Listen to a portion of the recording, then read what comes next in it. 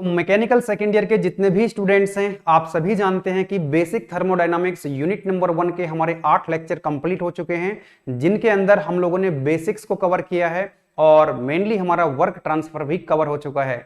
And in this video lecture we are going to discuss some numerical problems which are related to work transfer.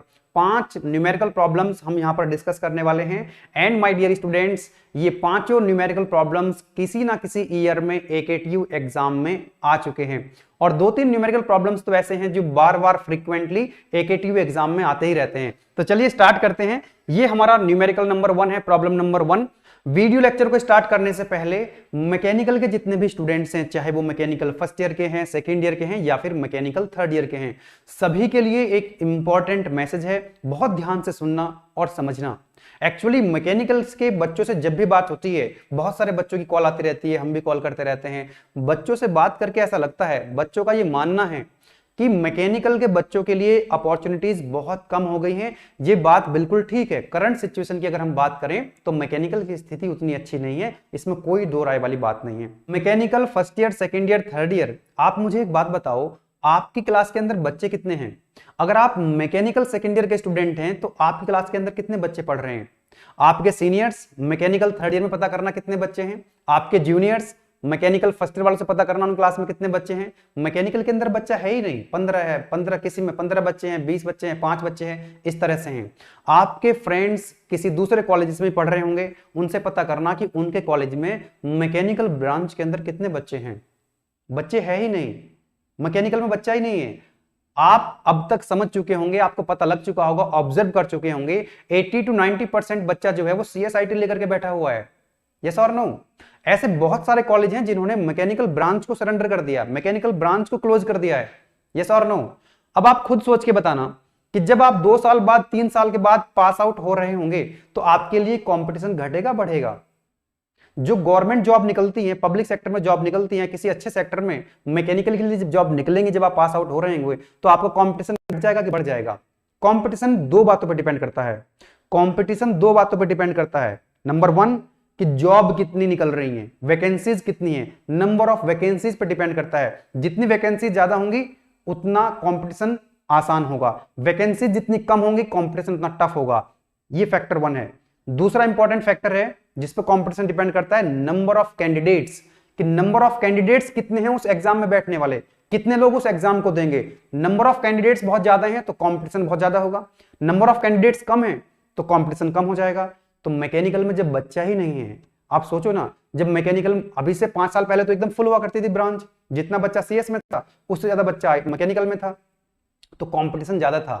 अब दूसरी बात यह है कि बच्चों को ऐसा लगेगा कि पिछले 6-7 सालों में अगर हम देखें तो मैकेनिकल के अंदर government job, public sector job कम हुई है। ये बात भी आपकी ठीक है। हालांकि 2022 की अगर हम बात करें, डेटा की अगर हम बात करें, तो पिछले 6-7 सालों में 2022 के अंदर IOCL, ONGC ने मैकेनिकल के लिए सबसे ज्यादा वैकेंसी निकाली है। पिछले 6-7 सालों में इतनी वैकेंसी नहीं निकाली थी। चलो हम मान लेते हैं, ओवरऑल इन जनरल हम ये मान लेते हैं कि मैकेनिकल के लिए government job, public sector job में अपॉर्चुनिटीज कम हुई, वैकेंसीज कम हुई है। लेकिन दूसरे फैक्टर को भी तो देखो, स्टूडेंट्स कितने कम हो गए मैकेनिकल में। पहले फुल हुआ करती थी ब्रांच, तो जिस रेशियो में वैकेंसीज कम हुई हैं उससे कहीं ज्यादा रेशियो में बच्चे कम हो गए हैं, कैंडिडेट्स कम हो गए हैं। तो जब कैंडिडेट्स बहुत कम हो गए हैं तो कंपटीशन आपके लिए आसान हो चुका है। जरूरत है आपको एक स्ट्रेटजी बना करके, एक प्लानिंग करके सेकेंड ईयर और थर्ड ईयर में मेहनत करने की। आप लोग मेहनत नहीं करना चाहते हो, अगर आप मेहनत करेंगे तो आपके लिए कंपटीशन आसान हो जाएगा। ध्यान रखना इस बात को। अब ऐसा नहीं है कि इतना भी आसान नहीं हो गया है, कंपटीशन कम हुआ है, कंपटीशन कम हुआ है, खत्म नहीं हुआ है। ऐसा नहीं कि बस कंपटीशन जो है खत्म हो गया है, जाएंगे अब फॉर्म भरेंगे, एग्जाम में बैठेंगे, हो जाएगा। नहीं, कंपटीशन कम हुआ है, खत्म नहीं हुआ है। आपको देखिए, अगर आप मैकेनिकल के स्टूडेंट्स हैं तो आपके लिए गेट एग्जाम कितना इंपॉर्टेंट है, क्योंकि most of the public sectors, most of the PSU जो रिक्रूटमेंट करते हैं वो गेट एग्जाम के थ्रू करते हैं। और गेट एग्जाम को आप थर्ड ईयर में दे सकते हैं, फाइनल ईयर में दे सकते हैं, पास आउट होने के बाद भी दे सकते हैं। तो आपको सेकेंड ईयर और थर्ड ईयर में जम के पढ़ाई करनी है, क्योंकि गेट एग्जाम में सेकेंड ईयर और थर्ड ईयर के जो सब्जेक्ट्स होते हैं नॉट ओनली इन गेट, किसी भी कॉम्पिटिटिव एग्जाम्स में सेकंड ईयर के जो सब्जेक्ट्स होते हैं, थर्ड ईयर के जो BTech second year third year के जो सब्जेक्ट होते हैं, सबसे ज्यादा पूछा जाता है। इसलिए जम के पढ़ाई करो, है ना, एकदम फंडामेंटल्स क्लियर करके चलो, और गेट थर्ड ईयर का, अपने थर्ड ईयर में गेट का एग्जाम दो, जो कसर रह जाएगी, जो गलतियां हो जाएंगी सुधारो, और फाइनल ईयर में एकदम बेहतरीन तरीके से गेट का एग्जाम दो और किसी ना किसी पब्लिक सेक्टर में निकल जाओ। तो यदि आप mechanical first year second year या थर्ड ईयर के स्टूडेंट्स हैं तो आपको चिंता नहीं करनी है, आपको चिंता करने की जरूरत नहीं है, आपको जरूरत है मेहनत करने की।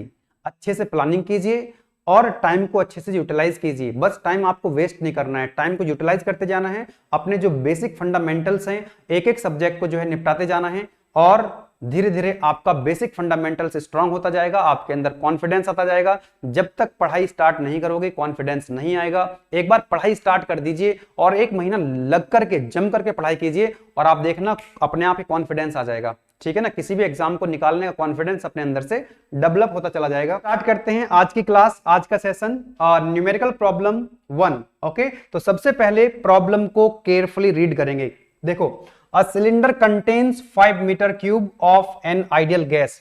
एक सिलेंडर है जिसके अंदर एक आइडियल गैस भरी हुई है और उसका वॉल्यूम आपको दिया हुआ है कितना, 5 मीटर क्यूब। तो लिख लेते हैं यहां पर कितना वॉल्यूम दे रखा है आपको, that is equal to 5 metre cube.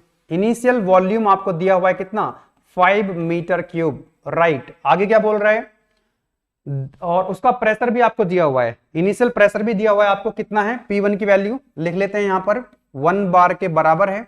Next, this gas is compressed, इस गैस को फिर क्या है, कंप्रेस किया गया है ना। और कौन सा प्रोसेस है जिसके थ्रू इसको कंप्रेस कर रहे हैं, दैट इज आइसोथर्मल प्रोसेस, है ना।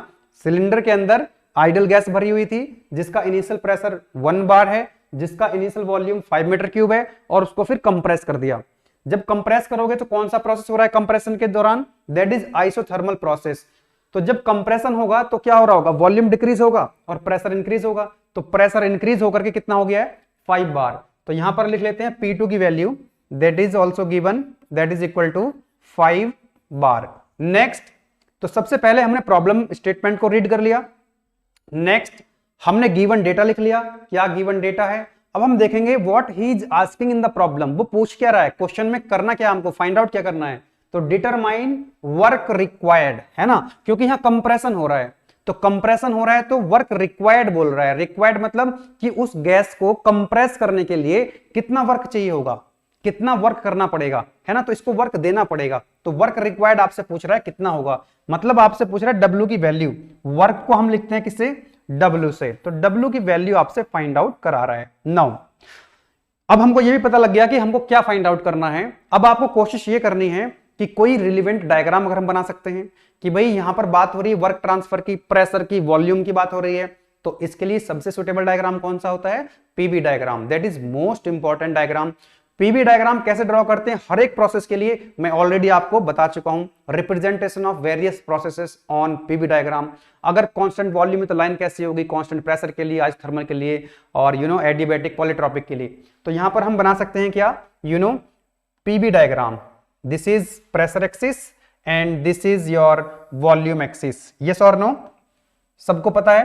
तो प्रेशर को लिख लेंगे यहां पर हम किलो पास्कल में, और वॉल्यूम को हम लिख लेंगे किसमें, मीटर क्यूब में। वॉल्यूम को लिख लेंगे मीटर क्यूब में। जब प्रेशर को आप किलो पास्कल में लिखते हो, वॉल्यूम को आप मीटर क्यूब में लिखते हो, तो वर्क आपको मिलता है किलो जूल में। चलो जी, अब हम दिखाते हैं। देखो, अगर कांस्टेंट वॉल्यूम प्रोसेस होता तो लाइन होती वर्टिकल, कांस्टेंट प्रेशर होता तो हॉरिजॉन्टल लाइन होती, लेकिन यहां पे प्रोसेस कौन सा है, दैट इज आइसोथर्मल।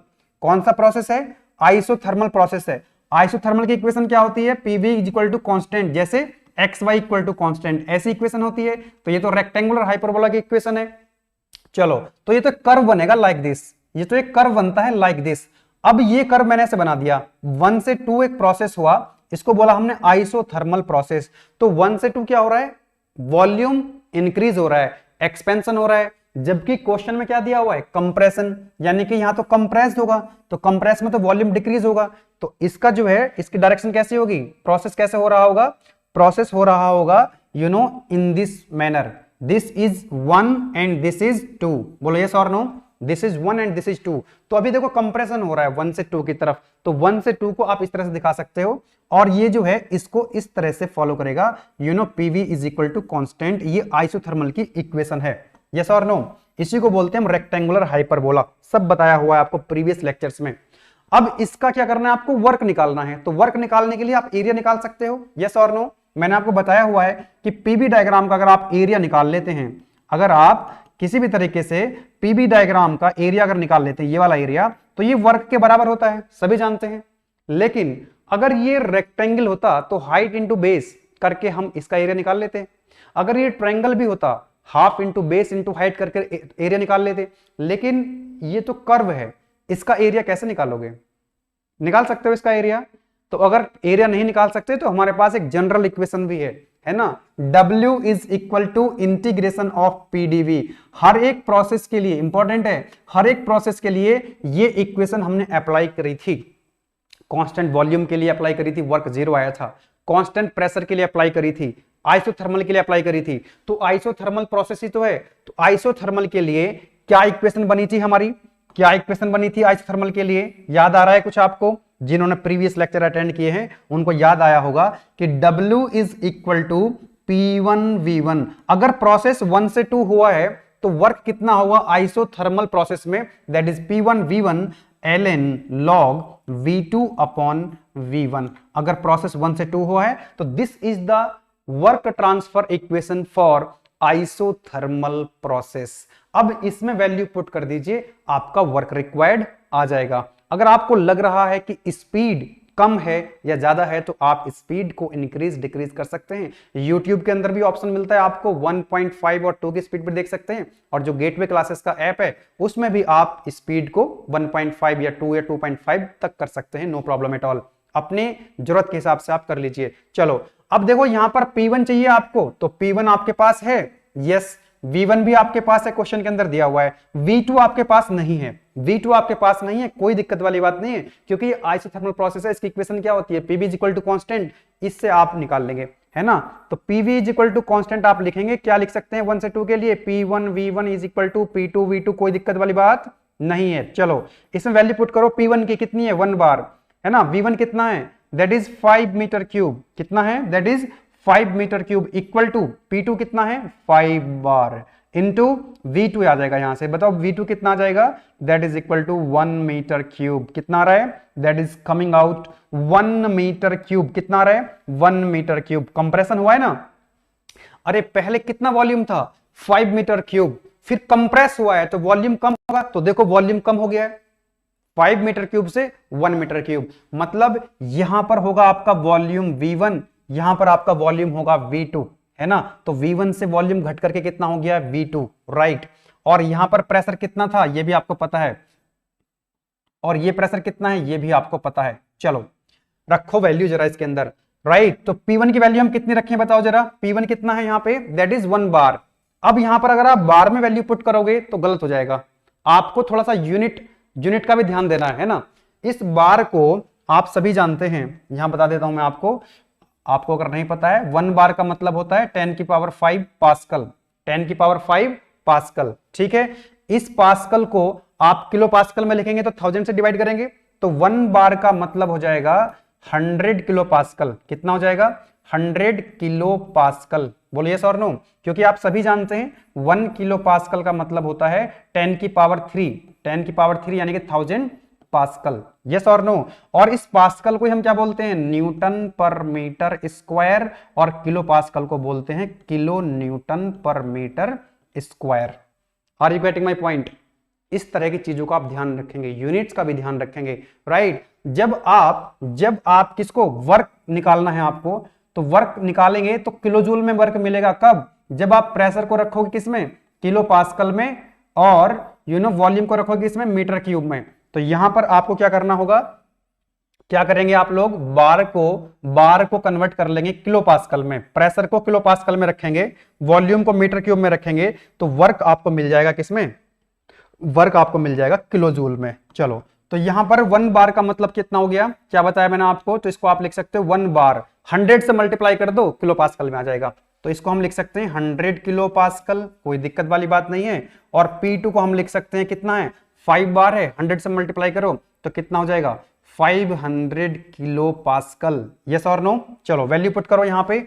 P1 की वैल्यू कितनी है 100 किलो पास्कल, V1 कितना है, V1 is equal to 5 metre cube log V2 कितना है 1, अभी कैलकुलेट किया था यहां से, राइट। V1 कितना है 5 है ना। इसको सॉल्व करो, आपके पास कैलकुलेटर है, यस और नो, यस और no, where is my calculator. चलो कैलकुलेट करके दिखाते हैं, कोई दिक्कत नहीं है, ये एग्जाम में अलाउड होता है। अगर नहीं है अभी सेकेंड ईयर में आ गए, उसकी जरूरत बहुत पड़ेगी गेट एग्जाम में। पहले ये कैलकुलेटर गेट एग्जाम में भी अलाउड था, यस और नो। गेट एग्जाम, आपका सेशनल एग्जाम हो, आपका यूनिवर्सिटी एग्जाम हो, हर जगह आपका ये साइंटिफिक कैलकुलेटर अलाउड होता है ना। आप गेट एग्जाम जब देने जाते थे तो ये अलाउड था, लेकिन अब जो है वहां पर आपको स्क्रीन पे वर्चुअल कैलकुलेटर मिल जाता है, ठीक है ना। चलो सॉल्व कर लेते हैं। 100 into 5 into log, right, 1 divided by 5, तो ये आ जाएगा आपका माइनस में वैल्यू आएगी -804.7 और यूनिट क्या होगी किलो जूल, यूनिट क्या हो जाएगी किलो जूल। तो ये आ चुका है आपका फाइनल आंसर। क्या आ चुका है आपका, ये फाइनल आंसर आ चुका है। ये नेगेटिव में क्यों आ रहा है, ये नेगेटिव में क्यों आ रहा है, बिकॉज यहां पर कंप्रेशन हो रहा है, क्योंकि यहां पर क्या हो रहा है कंप्रेशन हो रहा है, so that's why the work is coming out negative. Negative का मतलब है work is done on the system, system को वर्क दिया है। अगर ये पॉजिटिव होता, पॉजिटिव कब होता जब एक्सपेंशन होता। अगर आप इसकी डायरेक्शन चेंज कर देंगे, ये 1 हो जाएगा, ये 2 हो जाएगा, 1 से 2 की तरफ जब प्रोसेस होगा तो यही आंसर आएगा, लेकिन पॉजिटिव में आएगा। पॉजिटिव वर्क आ रहा है, work done by the system. अगर नेगेटिव आ रहा है तो work is done on the system. ये साइन कन्वेंशन में मैं ऑलरेडी बता चुका हूं आपको। तो इस तरह से मैंने तो आपको पूरा डिटेल में एक्सप्लेन किया है, सो दैट्स व्हाई इसमें समय लगा होगा। अदरवाइज आप जब एक बार समझ में आ जाएंगे चीज तो आप 1 मिनट भी नहीं लगेगी इस क्वेश्चन को सॉल्व करने में। 1 मिनट का क्वेश्चन भी ये नहीं है, ठीक है ना। तो ये क्वेश्चन आपका एकेटिव एग्जाम में कई बार आ चुका है ना, कई बार रिपीट हुआ है। चलो मूव करते हैं नेक्स्ट क्वेश्चन की तरफ। कह रहा है क्वेश्चन के अंदर, A piston cylinder device initially contains 0.4 metre cube. एक पिस्टन सिलेंडर अरेंजमेंट है फिर से, जिसके अंदर वॉल्यूम कितना भरा हुआ है initially 0.4 metre cube. To be treated as an ideal gas, ideal gas की तरह हम ट्रीट कर सकते हैं। At 100 kilo pascal, initial pressure कितना है 100 किलो पास्कल, वॉल्यूम था 0.4, टेम्परेचर भी दिया हुआ है। The air is now isothermally compressed, पहले की तरह आइसोथर्मली कंप्रेस करा जाएगा और वॉल्यूम घटा करके कितना कर देंगे 0.1 metre cube. Determine the work done during this process. ये गेट एग्जाम का भी क्वेश्चन है और यूनिवर्सिटी एग्जाम में भी आया है। यूनिवर्सिटी एकेटीयू एग्जाम में भी आ चुका है क्वेश्चन और गेट एग्जाम में भी आ चुका है। ये क्वेश्चन आपका गेट एग्जाम में भी आ चुका है बच्चों, और ये क्वेश्चन आप इजीली सॉल्व कर सकते हो, कोई दिक्कत नहीं है। P1 V1 ln V2 upon V1 लगा देना, सब कुछ दिया हुआ है आपको, है ना। तो इसको आप खुद से सॉल्व कर लेंगे, कोई दिक्कत परेशानी नहीं होगी, है ना। होगी तो आप कमेंट बॉक्स में नीचे लिख के बताएंगे मुझे। चलो मूव करते हैं नेक्स्ट क्वेश्चन की तरफ। ये भी अच्छा क्वेश्चन है, एकेटीयू एग्जाम में ये क्वेश्चन भी आया हुआ है ना। तो यहां पर एक डायग्राम आपको दिया हुआ है, PV diagram. Determine the total work, यहां पर इसने क्या बोला है आपको, determine total work done by the gas by a gas system following an expansion process as shown in the figure। expansion basically it is the combination of two process, दो process है यहां पे। तो मैं, आप डायग्राम देखो जरा एक बार, यहां पर मैं लिख देता हूं, यहां पे देखो A को लिख देता हूं 1, है ना, और B को लिख देता हूं 2 और C को लिख देता हूं यहां पर मैं 3। ध्यान से देखो, यहां पर A से B एक प्रोसेस हो रहा है, यानी कि 1 से 2, A से B मतलब 1 से 2, और यहां पर आप देखेंगे प्रेशर कांस्टेंट है, तो पहले तो कांस्टेंट प्रेशर पे एक्सपेंशन होगा, है ना, 1 से 2। उसके बाद 2 से 3 एक्सपेंशन हो रहा है। 2 से 3 जब एक्सपेंशन हो रहा है तो पीवी की power 1.3 is equal to constant, यानी कि पॉलीट्रॉपिक एक्सपेंशन हो रहा है। दो प्रोसेस का कॉम्बिनेशन है बेसिकली, 1 से 2 कांस्टेंट प्रेशर एक्सपेंशन, 2 से 3 पॉलीट्रॉपिक एक्सपेंशन। चलो तो करेंगे क्या हम लोग, हमको वर्क निकालना है, टोटल वर्क। तो टोटल वर्क कैसे निकालोगे, टोटल वर्क कैसे निकालोगे, WT कैसे आएगा आपका, सबसे पहले तो गिवन डेटा लिख लें यहां से इधर की तरफ। यहां पर आप देखेंगे तो 1 के करस्पॉन्डिंग जो आपको दिया हुआ है ना, कितना आपको टेम्प यहां पर प्रेशर दिया हुआ है, तो देखो 1A और B तक प्रेशर कांस्टेंट है, यानी कि यहां पर आप देख सकते हैं जो P1 है that is equal to P2, और कितना दिया है आपको 50 बार। यूनिट ध्यान रखना भाई, ये बार में है, ये किस में है, बार में। इसी तरह से 1 के करस्पॉन्डिंग आपको वॉल्यूम दिया है 0.2 मीटर क्यूब, और वॉल्यूम 2 के करस्पॉन्डिंग कितना है 0.4, और यहां पर आपको वॉल्यूम दिया हुआ है V3 0.8 मीटर क्यूब। ये वॉल्यूम किस में दे रखे हैं आपको, मीटर क्यूब में। प्रेशर किस में दिया हुआ है, बार में। किस में दिया हुआ है, बार में, राइट। अच्छा, ये इसके जो पॉइंट सी था हमारा, जिसको हमने 3 बोल दिया है, इसके करस्पॉन्डिंग हमको प्रेशर नहीं दिया हुआ P3, है ना। तो P3 हम कैलकुलेट कर सकते हैं, कोई दिक्कत वाली बात नहीं है। तो थोड़ा इधर लिख लें, अब थोड़ा सा इधर लिख लेते हैं इसको। तो P1 is equal to P2 that is equal to 50 bar. कितना है, this is equal to 50 bar. मैंने आपको बोला था, क्या आप इसको किलो पास्कल में कन्वर्ट कर सकते हैं, बार को 100 से मल्टीप्लाई करो, किलो पास्कल में आ जाएगा। तो ये हो जाएगा आपका P1 is equal to P2 is equal to 50 into 100। तो 50 इंटू 100 को हम डायरेक्ट लिख लें 5000, यस और नो। तो ये हो जाएगा आपका 5000, 5000। Now it is kilo pascal, now it is what, kilo pascal, right. चलो, अच्छा V1 की वैल्यू पता है, यहीं से देख सकते हैं। V1 की वैल्यू 0.2 है, लिख देता हूं चलो इसको यहां पर। V1 की वैल्यू है 0.2 मीटर क्यूब, V2 की वैल्यू होगी आपके 0.4 मीटर क्यूब, एंड V3 की वैल्यू होगी 0.8 मीटर क्यूब, राइट। अब P3 हमको नहीं पता है, तो P3 भी निकाल लेते हैं, इजीली निकल जाएगा, कोई दिक्कत नहीं है ना। P3 की वैल्यू पहले निकाल लेते हैं। तो देखो जरा यहां पे 2 से लेकर के 3 तक कौन सा प्रोसेस हो रहा है, पॉलीट्रॉपिक प्रोसेस हो रहा है। कहां से कहां तक, 2 से 3, 2 से 3 तक ध्यान दो, कौन सा प्रोसेस है, पॉलीट्रॉपिक। और किसको फॉलो कर रहा है, पीवी की पावर 1.3 इक्वल टू कांस्टेंट। तो लिखेंगे यहां पर हम लोग पीवी की power 1.3 equal to constant, yes और नो। अगर ये प्रोसेस 1 से 2 होता तो हम क्या लिखते, P1 V1 की power 1.3 equal to P2 V2 की पावर 1.3। लेकिन ये 1 से 2 नहीं हो रहा है, ये 2 से 3 हो रहा है। इनिशियल स्टेट 2 है और फाइनल स्टेट 3 है। तो क्या हम इसको लिख पाएंगे बच्चों, that is equal to P2 V2 की power 1.3 equal to P3 V3 की पावर 1.3। कोई दिक्कत वाली बात नहीं है। चलो, तो यहां से आपको P3 की वैल्यू मिल जाएगी। तो इसको आप ऐसा लिख सकते हो, P3 upon P2 is equal to P3 upon P2 is equal to V2 upon V3 की पावर 1.3। चलो जी, यहां से आपको P3 की वैल्यू मिल जाएगी, है ना। तो P3 कितना हो जाएगा, P2 into V2 upon V3 की पावर 1.3। तो यहां से आप वैल्यू पुट करो तो P3 की वैल्यू मिलने वाली है आपको। P2 की वैल्यू कितनी है, P2 की वैल्यू कितनी है, 5000 किलो पास्कल। अगर किलो पास्कल में रखोगे तो किलो पास्कल में आंसर आ जाएगा, कोई दिक्कत नहीं है। तो यहां पर हम रख देते हैं किलो पास्कल में 5000 इंटू V2 कितना है, V2 कितना है 0.4 डिवाइडेड बाय V3 कितना है 0.8 और पावर कितनी है 3, 1.3। तो यहां से आप कैलकुलेट करेंगे तो P3 की वैल्यू आपको मिल रही होगी, है ना। तो अपना कैलकुलेटर उठाएंगे और कैलकुलेट करेंगे। ये हो गया आपका 5000 इंटू 0.4 डिवाइडेड बाय 0.8 यानी 0.5 आ जाएगा, 0.5 की पावर 1.3। तो ये आ जाएगा आपका 2030.6 किलो पास्कल में आंसर आएगा। ये क्योंकि किलो पास्कल में रखा है आपने, इसीलिए आपका ये P3 की वैल्यू यहां से आ चुकी है। अब हमारे पास सारी वैल्यूज हैं, P1 P2 V1 V2 P3 V3 सब कुछ हमारे पास है। चलो, अब इसका आपको क्या करना है, अब आपको इसका जल्दी से एरिया निकाल दो, समझो, इसका एरिया निकाल दो, है ना। देखो ये तो रेक्टेंगल बन रहा है आपका, बोले यस और नो। टोटल वर्क कितना होगा, टोटल वर्क कितना हो जाएगा आपका, बता सकते हैं क्या आप मुझे। टोटल वर्क कैसे कैलकुलेट करेंगे, टोटल वर्क हम कैसे कैलकुलेट करें, टोटल वर्क कैसे आएगा।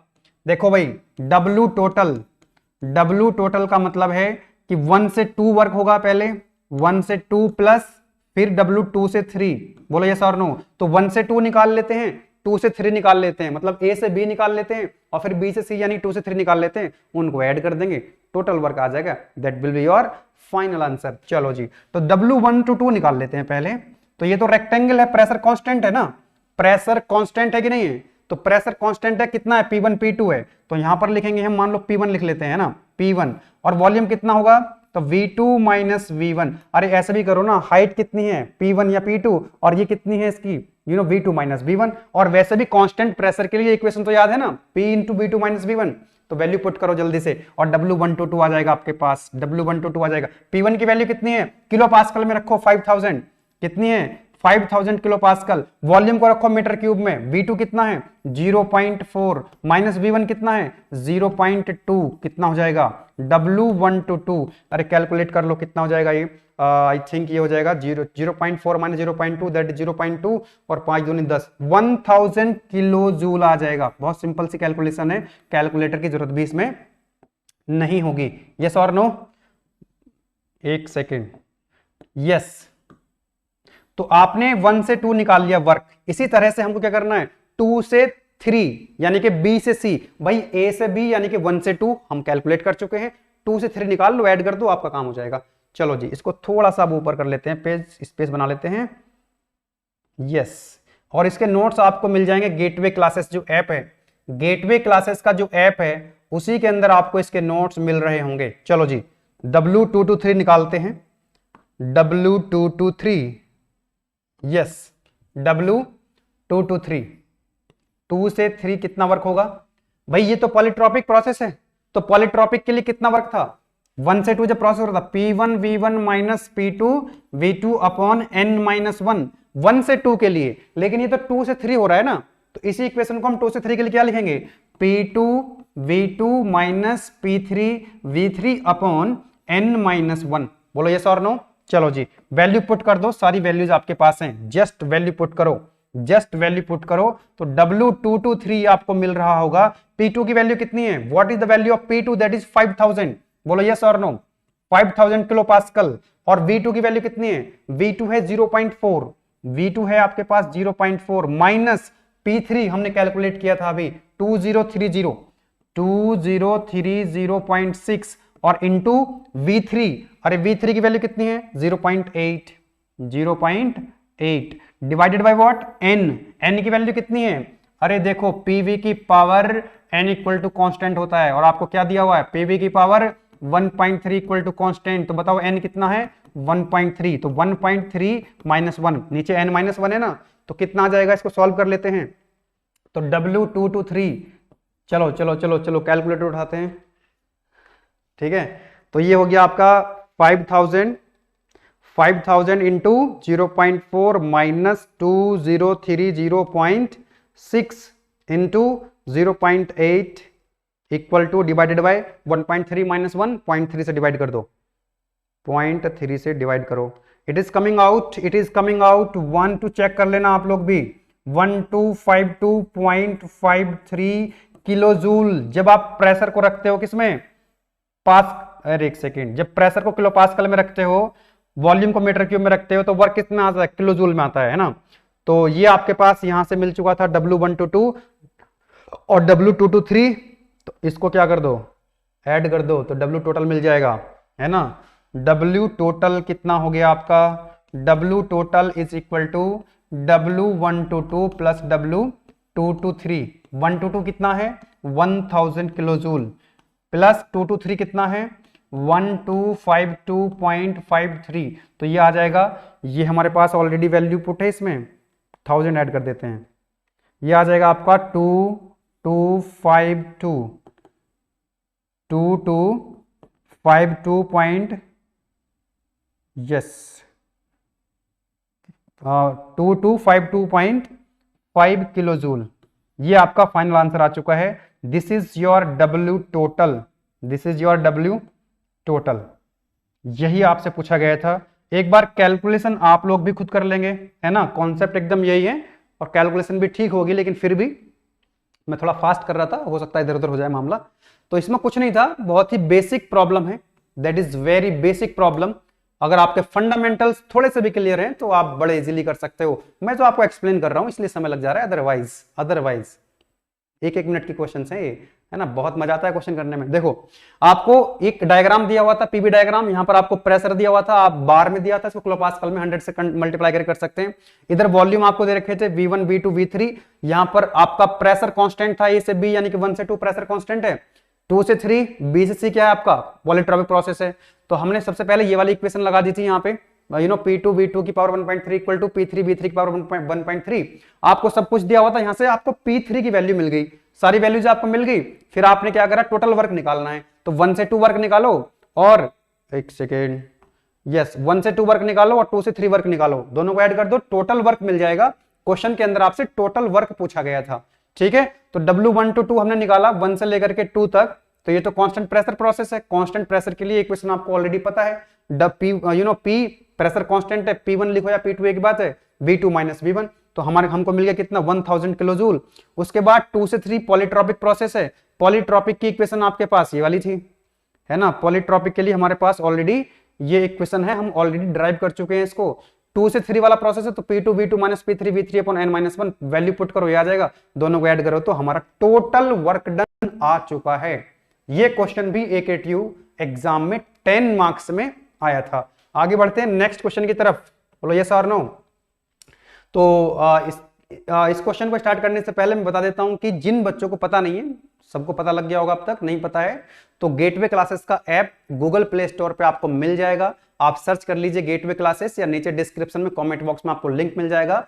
उस लिंक के माध्यम से भी आप गेटवे क्लासेस का ऐप डाउनलोड कर सकते हैं। वहीं पर आपको बहुत सारे अच्छे अच्छे लेक्चर्स बेहतरीन मिल रहे होंगे और नोट्स मिल रहे होंगे। सबसे अच्छी बात है आपको नोट्स वहां पर मिल रहे होंगे। चलो नेक्स्ट क्वेश्चन है, अच्छा क्वेश्चन है ये भी, राइट। कह रहा है N ideal gas undergoes a reversible, बहुत ही शानदार क्वेश्चन है, बहुत शानदार, और इस टाइप का एक न्यूमेरिकल प्रॉब्लम मैं ऑलरेडी करा भी चुका हूं आपको। कह रहा है क्वेश्चन के अंदर an ideal gas undergoes a reversible process, reversible process है in which the pressure varies linearly, इसमें जो प्रेशर वेरी कर रहा है वो लीनियरली वेरी कर रहा है। बहुत कुछ बोल दिया इसने, अरे बहुत कुछ बोल दिया इसने यहीं पे, लीनियरली वेरी कर रहा है, बहुत ही शानदार। With the volume, right, pressure जो है वॉल्यूम के साथ लीनियरली वेरी कर रहा है, मतलब इंक्लाइन लाइन आ रही होगी, स्ट्रेट लाइन आ रही होगी, कोई दिक्कत नहीं है। चलो द कंडीशंस एट 1 और 2, जो प्रोसेस 1 से 2 हो रहा है ना, वहां पर हमको दे रखी है V1 V2 P1 P2 दिया हुआ है, तो इसको नोट कर लें। आप कहो तो ये P1 दिया है, V1 दिया है, P2 दिया, V2 दिया है, आप कहो तो नोट कर लें, यहां पे आप कहो तो नोट कर लें, है ना। R की वैल्यू भी आपको दे रखी है। चलो सबसे पहले यही किया करो क्वेश्चन के अंदर, इसलिए प्रैक्टिस में आ जाना चाहिए आपको। सबसे पहले क्वेश्चन को रीड करो और उसके बाद गिवन डेटा लिखो।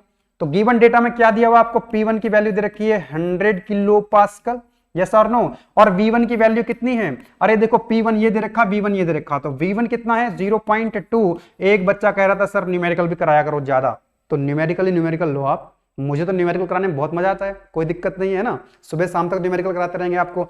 तो P1 की वैल्यू है, V1 की वैल्यू है, P2 की वैल्यू कितनी है, what is the value of P2, that is equal to 200 kilo pascal. इसने बार में नहीं दी, इस बार किलो पास्कल में ही है, कन्वर्ट भी नहीं करना पड़ेगा। और V2 की वैल्यू कितनी है 0.1, V2 की वैल्यू कितनी है 0.1 मीटर क्यूब। तो भैया हमने प्रॉब्लम स्टेटमेंट को पढ़ लिया, उसके बाद जो गिवन डेटा था वो लिख लिया। कुछ छूट रहा है क्या, हाँ छूट रहा है। R, capital R is equal to 0.275 kilo joule per KG kelvin. और भैया कमेंट करके बता दिया करो क्लासेस ठीक चल रही है कि नहीं चल रही है, क्योंकि यहाँ बच्चे तो ऑफलाइन में तो पता लग जाता है बच्चों के चेहरे के हाव भाव देख करके कितना समझ में आ रहा है उनको, है ना। तो आप लोग कमेंट करके बता दिया करो ताकि आइडिया लगता रहे। ओके चलो, तो ये गिवन डेटा था जो हमने लिख लिया है। जब हम ये लिख लेते हैं, हमने प्रॉब्लम स्टेटमेंट पढ़ लिया, यस, गिवन डेटा लिख लिया, यस। नाउ क्या पूछ रहा है, क्या क्वेश्चन के अंदर फाइंड आउट करना है, तो कह रहा है determine the magnitude of work required for the process. अगर ये कह देना कभी रिक्वायर्ड मतलब वर्क चाहिए सिस्टम को वर्क देना पड़ेगा, मतलब कंप्रेशन हो रहा होगा, work done on the system, yes और नो। तो वर्क निकलवा रहा है आपसे, क्या पूछ रहा है आपसे, वर्क पूछ रहा है, क्या पूछ रहा है आपसे, वर्क बताना है आपको, है ना। वर्क पूछ रहा है, वर्क कितना होगा, चलो वर्क निकालते हैं। इतना काम कर लिया, आपको हमको ये भी पता लग गया क्या फाइंड आउट करना है। उसके बाद क्या होता है, क्या न्यूमेरिकल अप्रोच होती है, न्यूमेरिकल सॉल्व करने की अप्रोच क्या होती है। अब कोई डायग्राम बनाओ, और जैसे ही डायग्राम बनेगा आपका क्वेश्चन खत्म, टाटा बाय बाय हो जाएगा। चलो डायग्राम बनाते हैं इसका, पीवी डायग्राम बनाओगे, कौन सा डायग्राम बनाओगे, अरे पीवी डायग्राम बनाओ, है ना। तो ये हो गया आपका प्रेशर एक्सिस, और ये हो जाएगा आपका लाइन थोड़ा तिरछी है, इसको थोड़ा सीधी करते हैं, यस। तो ये हो गया आपका वॉल्यूम एक्सिस, यस और नो। चलो जी, यहां पर प्रेशर को लिख लेंगे किसमें, किलो पास्कल में, और यहां पर वॉल्यूम लिख लेंगे किसमें, मीटर क्यूब में, मीटर क्यूब में। अब बनेगी कैसे लाइन, बात तो ये है प्रोसेस कैसे बनाएं। तो देखो इसने बोला है कि लीनियरली वेरी कर रहा है, प्रेशर वॉल्यूम के साथ लीनियरली वेरी कर रहा है। जैसे y डायरेक्टली प्रोपोर्शनल टू क्या होता है x, तो y x के साथ लीनियरली वेरी करता है। ऐसी प्रेशर यहां पर लीनियरली वेरी कर रहा है, तो लीनियरली वेरी कर तो ऐसे सकता है ना, ऐसे भी कर सकता है ना, ये भी लीनियरली वेरी कर रहा है, ऐसे भी कर सकता है ना, ऐसे भी कर सकता है। कौन सा सही है इसमें, ये तो डेटा दे रखा है, ये बता देगा आपको। देखो यहां पर जो प्रेशर है, ये P1 की वैल्यू कितनी दे रखी है आपको, तो P1 कितना है 100 किलो पास्कल और P2 कितना है 200 किलो पास्कल। मतलब प्रेशर इंक्रीज हो रहा होगा क्योंकि वॉल्यूम डिक्रीज हो रहा है, कंप्रेशन हो रहा है ना, तो वॉल्यूम क्या हो रहा है आपका, तो V1 कितना है 0.2 और V2 कितना है 0.1। तो आप देखो लाइन ऐसी बनेगी, लाइन बनेगी ऐसे, प्रोसेस जो होगा वो होगा लाइक दिस, ध्यान देना, लाइक दिस। यस और नो, यस। अब आप देखो जरा यहां पे, ये होगा 1 और ये होगा 2, प्रोसेस होगा 1 से 2, प्रोसेस होगा हमारा 1 से 2। क्या ये लीनियरली वेरी कर रहा है, प्रेशर लीनियरली वेरी कर रहा है, मतलब स्ट्रेट लाइन आ रही है। अब देखो 1 से 2 की तरफ वॉल्यूम इंक्रीज हो गया डिक्रीज हुआ, वॉल्यूम डिक्रीज हुआ है, तो देखो वॉल्यूम यहां पर डिक्रीज, डेटा दे रखा है आपको, डिक्रीज हो रहा है, और प्रेशर इंक्रीज हुआ है, P1 से P2 की तरफ इंक्रीज हुआ है। नाउ अब क्या करना है आपको, कुछ नहीं करना है आपको, इसका एरिया निकालना है। कुछ नहीं करो, इसका एरिया निकाल दो, कुछ नहीं करो, इसका एरिया निकाल दो लाइक दिस। एक ये हो गया आपका पीवी डायग्राम का एरिया निकाल दो, काम हो जाएगा, नो प्रॉब्लम एट ऑल। अब एरिया कैसे निकालोगे, एरिया कैसे निकालोगे इसका, बहुत ही आसान है। देख पा रहे होंगे आप लोग यहां पे एक बन रहा होगा ट्रायंगल और एक रेक्टेंगल, तो ये क्या है, इसको मान लो 1, तो ये बन गया क्या आपका ट्रायंगल, और इसको मान लो 2, ये क्या बन गया आपका रेक्टेंगल। अरे ट्रायंगल का एरिया भी सबको पता है, रेक्टेंगल का एरिया सबको पता है, कैलकुलेट कर लेंगे, कोई दिक्कत वाली बात नहीं है, क्योंकि 1 से 2 वाला जो प्रोसेस हुआ ना आपका ये, तो 1 से 2 के नीचे का एरिया आपको निकाल लो, काम हो जाएगा आपका। तो रेक्टेंगल का ट्रायंगल का एरिया निकाल सकते हैं, ये वैल्यूज आपको पता है, यस और नो। ये वैल्यू P2 है, P2 कितना है आपको दे रखा है ना already, that is equal to 200 kilo pascal, yes और नो। और ये क्या है आपका P1 है, P1 कितना दे रखा है आपको, सॉरी P1 की वैल्यू 100 किलो पास्कल है, P1 की वैल्यू है 100 किलो पास्कल, और एक सेकेंड, हाँ ठीक लिखा है, ठीक लिखा है ना, P1 की वैल्यू कितनी है 100 किलो पास्कल और P2 की वैल्यू 200 किलो पास्कल है, राइट, करेक्ट, एकदम 100% करेक्ट। इसी तरह से V1 की वैल्यू कितनी है, V1 कितना दे रखा है आपको 0.2, V1 आपको दिया है 0.2 मीटर क्यूब, एंड V2 है आपका, यहां पे V2 है आपका 0.1 मीटर क्यूब। तो आप क्या करो, ये हाइट भी आपको पता है, यस, कितनी होगी P2 माइनस P1, 200 माइनस 100, ये भी आपको पता है डिफरेंस कितना, V1 माइनस V2 0.2 माइनस 0.1। तो आप रेक्टेंगल का एरिया निकालो, ट्रायंगल का एरिया निकालो, बहुत इजी है, दोनों को जोड़ दो। या फिर ये ट्रेपेजियम बन रहा है, डायरेक्ट एरिया निकाल लो, कोई दिक्कत नहीं है, डायरेक्ट एरिया निकाल लो, no problem at all, no problem at all, है ना। तो इसको मैं नीचे लिख लूंगा बाद में, अभी कोई दिक्कत नहीं है। तो एरिया कितना हो जाएगा बच्चों इसका, जो मतलब हम वर्क निकालना चाहते हैं, और वर्क जो होता है वो एरिया के बराबर होता है। तो ये ट्रेपेजियम है, इसका डायरेक्ट एरिया भी निकाल सकते हो, क्या होता है half into sum of parallel side, sum of parallel side, जो पैरेलल साइड है उनका सम ले लो, इनटू हाइट या लेंथ, हाइट या फिर लेंथ, मतलब ये अब दो, ये वाली तो होगी इसकी हाइट लेंथ। अच्छा चलो इसको मैं लिख देता हूं और थोड़ा सा, कोई दिक्कत नहीं है। तो W is equal to half sum of parallel side का मतलब क्या है कि एक साइड, ये दो पैरेलल साइड है ना, एक पैरेलल साइड ये है, दूसरी पैरेलल साइड ये है ना। तो ये हाइट कितनी है, this height, yes this is P1। तो यहां चलो मैं एक बार लिख देता हूं P1 प्लस सम करना है ना, सम ऑफ पैरेलल साइड तो ये कितना हो जाएगा, ये वाली हाइट, ये एक साइड होगी, दूसरी साइड ये होगी, ये कितनी है यहां से लेकर के यहां तक P2, इसको लिखेंगे P2 इनटू, अब ये हाइट या फिर लेंथ कितनी है, this one, that is V1 minus V2, V1 minus V2। चलो वैल्यू पुट करो जल्दी से, कितना है हाफ, P1 कितना है 100, P2 कितना है 200, मजा आ रहा है कि नहीं, इनटू, अरे बहुत इंपॉर्टेंट क्वेश्चंस हैं, बहुत इंपॉर्टेंट क्वेश्चंस हैं, किसी भी कॉम्पिटिटिव एग्जाम को उठा लो ऐसे क्वेश्चंस आते रहते हैं, और AKTU में तो ये क्वेश्चन आते रहते हैं, ठीक है। चलो जी V1 की वैल्यू कितनी है 0.2 1 या 2, 0.2 माइनस V1 कितना है 0.1। सॉल्व करो तो ये कितना हो जाएगा 100, 200 डिवाइडेड बाय 2, ये तो हो जाएगा, सिंपल सी कैलकुलेशन लग रही है, तो ये हो जाएगा आपका 150, 0.2 माइनस 0.1 यानी कि 0.1। तो बच्चों ये तो आपका जो वर्क आ चुका है, it is coming out 15 kilo joule. कितना आ चुका है 15 kilo joule. Yes, this is your final answer, this is your final answer. W कितना आ चुका है 15 किलो जूल, क्योंकि प्रेशर को आपने रखा किलो पास्कल में, वॉल्यूम को रखा मीटर क्यूब में, इसलिए वर्क आपको मिला किसमें, किलो जूल में। कोई दिक्कत वाली बात नहीं है, बहुत ही शानदार है ना। तो ऐसे ऐसे डेटा दिया हुआ था, लीनियरली वेरी कर रहा था, ये बना दिया डायग्राम हमने, और एरिया निकाल दो जो कि वर्क के बराबर होता है, कोई दिक्कत नहीं है। चलिए मूव करते हैं लास्ट क्वेश्चन की तरफ। बहुत ही शानदार क्वेश्चन है, बहुत ही मजेदार क्वेश्चन है, आईईएस में भी आ चुका है और एकेटीयू एग्जाम में भी कई बार आया है ना। आईईएस में भी आ चुका है, आईईएस एग्जाम में बहुत बार आता है ये क्वेश्चन, है ना। चलो ये एक्चुअली टेम्परेचर का कॉन्सेप्ट है, you know, zeroth law of thermodynamics. Yes, कह रहा है question in a new temp, आपको समझ में नहीं आएगा शुरुआत में, लेकिन क्वेश्चन बहुत आसान है, 10 मार्क्स में आता है, 10 मार्क्स में एकेटीयू में। In a new temperature scale degree P कुछ भी हो सकता है, नो प्रॉब्लम एट ऑल।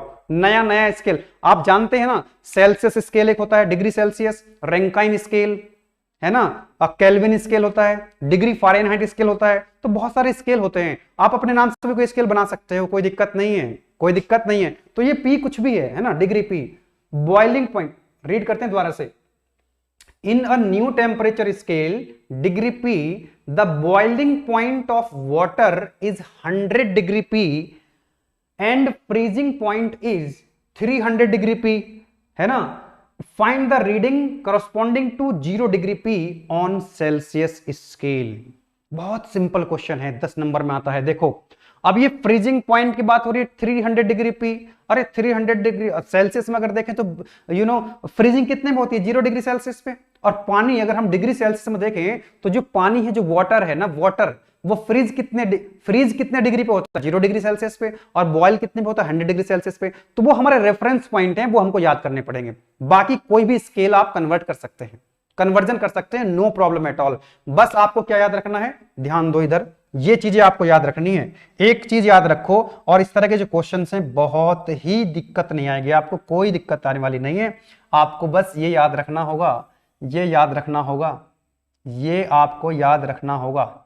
देखो भाई क्या याद रखना है आपको देखो यहां पर हम ले लेते हैं क्या, सेल्सियस स्केल, यानी कि डिग्री वाला स्केल, डिग्री सेल्सियस है ना, डिग्री सेल्सियस वाला स्केल। और इधर ले लेते हैं हम पी स्केल। ये कौन सा स्केल है, जो वो क्वेश्चन के अंदर दे रहा है, कुछ भी दे सकता है। यहां पर ये पी की जगह एम लिख सकता है, एन लिख सकता है, आप अपना नाम लिख लो, यहाँ कोई दिक्कत नहीं है ना। कोई भी नया स्केल बना सकते हो आप, कोई भी नया स्केल बना सकते हो, तो ये कुछ भी हो सकता है। लेकिन ये जो सेल्सियस वाला स्केल है, ये हमको याद रखना है। इसमें आपको ये याद रखना है, जो वाटर का जो फ्रीजिंग पॉइंट होता है, फ्रीजिंग पॉइंट, ये आपको याद रखना है, कितना होता है, that is equal to 0 degree Celsius. ये तो पता है ना हम लोगों को। और जो बॉइलिंग होती है, वाटर बॉयल कितने डिग्री पे होता है, बॉइलिंग पॉइंट, ये आपको याद रखना है, ये आपको याद रखना है 100 डिग्री सेल्सियस। याद रखेंगे इसको, 100 डिग्री सेल्सियस, 100 डिग्री सेल्सियस। अब इसके रेस्पेक्ट में इसको देखते हैं, ये क्या कह रहा है। चलो,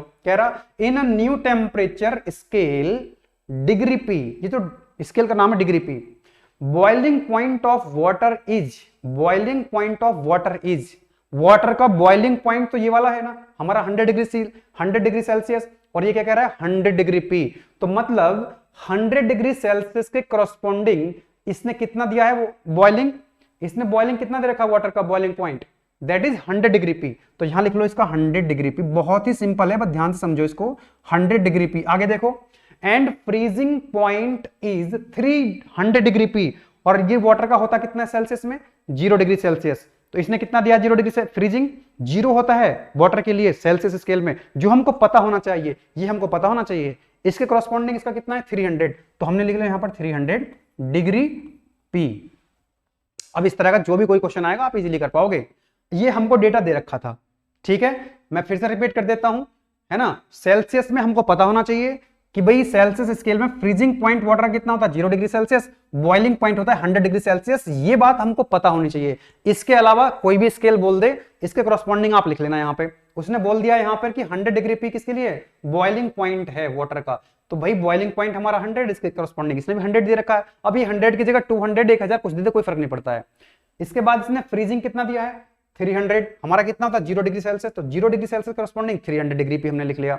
अब आगे देखो क्या कह रहा है, कह रहा है find the reading corresponding to 0 degree P, 0 degree P on Celsius scale. मतलब डिग्री पी वाला जो स्केल है उसमें तो 0 वैल्यू है। जब डिग्री पी वाला आपका जो पी स्केल है जब वो 0 डिग्री है ना, तो सेल्सियस में वैल्यू बतानी है आपको, है ना। आपको क्या बताना है, यहां लिख लेता हूं मैं इसको, तो यहां पर मैं लिख देता हूं सेल्सियस वाला स्केल, है ना, और यहां पर हम लिख देते हैं पी वाला, राइट। अब यहां पर देखो 0 डिग्री सेल्सियस है, तो 0 degree Celsius corresponding P scale में कितना है 300, तो लिखूंगा यहां पर मैं 0 डिग्री सेल्सियस, 0 डिग्री सेल्सियस, इसके करस्पॉन्डिंग कितना आ जाएगा आपका 300 डिग्री पी, यस। और 100 डिग्री सेल्सियस करस्पॉन्डिंग क्या वैल्यू आ रही है इसकी 100 डिग्री पी, तो यहां पर लिखेंगे 100 डिग्री सेल्सियस, 100 डिग्री सेल्सियस, और यहां पे क्या आ जाएगा आपका 100 डिग्री पी, यस और नो। अब आपसे क्या पूछ रहा है 0 डिग्री पी के करस्पॉन्डिंग, 0 डिग्री पी के करस्पॉन्डिंग आपसे पूछ रहा है सेल्सियस में क्या वैल्यू होगी, तो यहां पे डिग्री सेल्सियस में क्या वैल्यू आएगी ये आपसे पूछ रहा है। बहुत ही सिंपल क्वेश्चन है, बहुत ही सिंपल क्वेश्चन है, चलो, है ना। तो अब एक काम करते हैं, अब इस प्रॉब्लम को सॉल्व कैसे करें, तो एक इक्वेशन आती है हमारे पास, P is equal to A into C plus B. यहां पर P क्या है P स्केल के लिए, C है आपका सेल्सियस स्केल के लिए, और A और B क्या है यहां पर, these are the arbitrary constant. A और B क्या है आर्बिट्रेरी कांस्टेंट। अब आप कहोगे ये इक्वेशन कहां से आई है, तो जीरोथ लॉ ऑफ थर्मोडायनामिक्स जब हमने पढ़ाया था तो वहां पर ये इक्वेशन हमने समझाई थी। आप इसको ऐसे भी लिख सकते हो, नो प्रॉब्लम, आप C की जगह P लिख लो, कोई दिक्कत नहीं है। तो C इज इक्वल टू कितना हो जाएगा A P प्लस B, आप P की जगह C लिख लो, C की जगह P लिख लो, कोई दिक्कत नहीं है। आप इससे करो क्वेश्चन को, इससे करो, आंसर आपका सेम आने वाला है, आप करके देख लेना। तो मैं इस वाले से कर लेता हूं, आप इससे कर लेना, है ना, तो आंसर आपका सेम आएगा। अगर आपके फंडामेंटल्स क्लियर हैं कोई दिक्कत नहीं है, क्योंकि एक ही क्वेश्चन को करने के कई तरीके हो सकते हैं। There are number of ways to solve the problems. Thermodynamics के अंदर एक क्वेश्चन को आप 2 तरीके 3 तरीके से भी कर लेते हैं। चलिए इस इक्वेशन का यूज करते हैं। सबसे पहले यहां पर देखो कि भाई सेल्सियस स्केल में कितनी वैल्यू है 0 डिग्री, और यहां पर कितनी है 300 डिग्री पी, तो यहां पर पी की जगह मैं रखूंगा 300, है ना, पी की जगह कितना रखेंगे हम 300, यस, कितना रखेंगे यहां पर 300, और 300 के करस्पॉन्डिंग सेल्सियस में कितनी वैल्यू है 0, तो A C की वैल्यू 0 प्लस B, तो आप मुझे बता सकते हैं यहां से B की वैल्यू मिल जाएगी आपको, दैट इज इक्वल टू 300। तो यहां से मैंने क्या करा B की वैल्यू कैलकुलेट कर ली।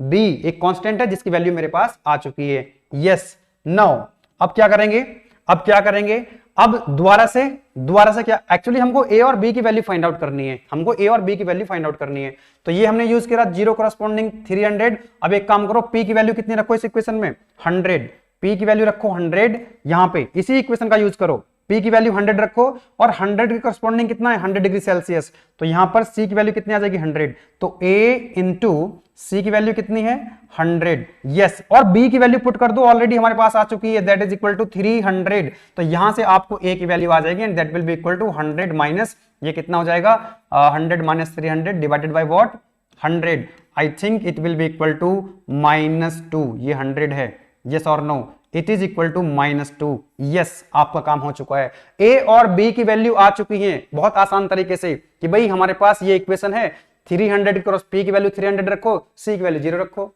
है ना, वो उसके अंदर दे रखा है, 100 रखो P की वैल्यू, C की वैल्यू 100 रखो, तो B की वैल्यू आ जाएगी, फिर इस तरह से A की वैल्यू आ जाएगी। अब क्या करना है आपको, 0 डिग्री रखो P की जगह, 0 रखो P की जगह, तो C की वैल्यू आ जाएगी। इसी इक्वेशन में फिर से रख दो, इसी इक्वेशन का फिर से यूज करो, तो रखो यहां पर P की जगह कितना 0 इक्वल टू A की वैल्यू कितनी है -2, A की वैल्यू -2 है, ओके, और C की वैल्यू हमको कैलकुलेट करनी है। इस इक्वेशन में C की जगह C रहने दो, C की वैल्यू कैलकुलेट करनी है 0 डिग्री P के करस्पॉन्डिंग, प्लस कितना है B की वैल्यू कितनी है 300, अरे यार, तो C की वैल्यू कितनी आ जाएगी यहां से 300 divided by 2, that is equal to 150 degree Celsius. Celsius scale में तो आई आपकी वैल्यू, यस और no, this is your final answer, this is your final answer. कुछ नहीं करना है आपको, तो बस इतना पता होना चाहिए, वाटर का फ्रीजिंग पॉइंट होता है 0 डिग्री सेल्सियस, बॉइलिंग पॉइंट होता है 100 डिग्री सेल्सियस। बात खत्म हो गई, ठीक है जी। चलो इसके कॉरस्पॉन्डिंग बस ये इक्वेशन याद रख लेनी है आपको, है ना। इस इक्वेशन का यूज करो, आपका जो है आंसर आ जाएगा। अब यहां पर ये पी स्केल दे रखा है, कुछ भी स्केल दे दे उससे क्या फर्क पड़ रहा है ना। इक्वेशन वैल्यू पुट करते जाओ, दोनों कांस्टेंट निकालो, बस जिसके कॉरस्पॉन्डिंग वैल्यू पूछ रहा है वो कैलकुलेट कर सकते हैं। तो आई थिंक आई थिंक आपका जो न्यूमेरिकल, आज हमने जो न्यूमेरिकल प्रॉब्लम डिस्कस किए हैं, these numerical problems are very very important from AKTU examination point of view as well as from competitive examination point of view. तो 5 में से 4 न्यूमेरिकल प्रॉब्लम मैंने खुद सॉल्व कर दिए, एक न्यूमेरिकल प्रॉब्लम आपको खुद से सॉल्व करना है, आपका कॉन्फिडेंस बढ़ेगा। कुछ क्वेश्चंस में गेटवे क्लासेस का जो ऐप है प्रैक्टिस के लिए और भी क्वेश्चंस आपको देता रहूंगा, आप उनको भी सॉल्व करते रहना, आपका जो कॉन्फिडेंस है वो धीरे धीरे बढ़ता रहेगा। हाँ, आपको प्रैक्टिस तो करनी पड़ेगी क्वेश्चंस की। थर्मोडायनामिक्स जो है बहुत ही अच्छा, बहुत ही शानदार, बहुत ही बेसिक, बहुत ही फंडामेंटल सब्जेक्ट तो है, लेकिन थोड़ा सा प्रैक्टिस मांगता है। एक बार समझ में अगर आ गया thermodynamics, there will be no problem at all. अगर थर्मोडायनामिक्स आपको समझ में आता है तभी जाकर के आपको अप्लाइड थर्मोडायनामिक्स समझ में आएगा, आईसी इंजन समझ में आएगा, आरएसी समझ में आएगा, एचएमटी समझ में आएगा, पावर प्लांट समझ में आएगा, क्योंकि ये सारे सब्जेक्ट्स के जो बेसिक्स हैं वो थर्मोडायनामिक्स पे ही डिपेंड करते हैं। तो इसलिए यू विल हैव टू बहुत ही स्ट्रॉन्ग आपको बनाना पड़ेगा अपना बेसिक थर्मोडायनामिक्स, ठीक है। चलो फिर मिलेंगे नेक्स्ट वीडियो लेक्चर में, तब तक के लिए आप लोग पढ़ाई करते रहो। कोई दिक्कत, कोई परेशानी है तो मेरे को व्हाट्सएप करो, मैसेज करो, है ना। ऐप आपके साथ है, ऐप में आप मैसेज करो, वहां भी हम उसको देखते रहते हैं। मिलते हैं फिर नेक्स्ट वीडियो में, तब तक के लिए थैंक यू।